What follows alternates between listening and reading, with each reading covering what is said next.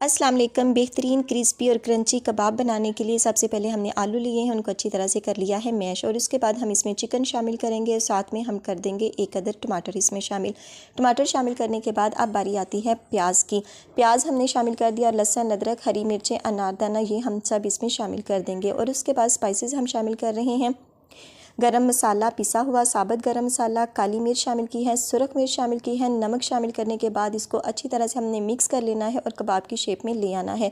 इस तरह के कबाब मैंने बना लिए हैं। और अब हमने एक कबाब उठाते हुए अंडे में डिप करना है और साथ में हमने रोल कर देना है अच्छी तरह से ब्रेड क्रम्स में। और इस तरह आप इन कबाब को फ्रीज़ भी करके रख सकते हैं, 1 माह तक आपके ये चल जाएंगे। अब हम इसको करते हैं डीप फ्राई, और आधे मिनट के बाद ही हमने इसकी साइड को कर देना है चेंज, क्योंकि तमाम चीज़ें पकी हुई हैं।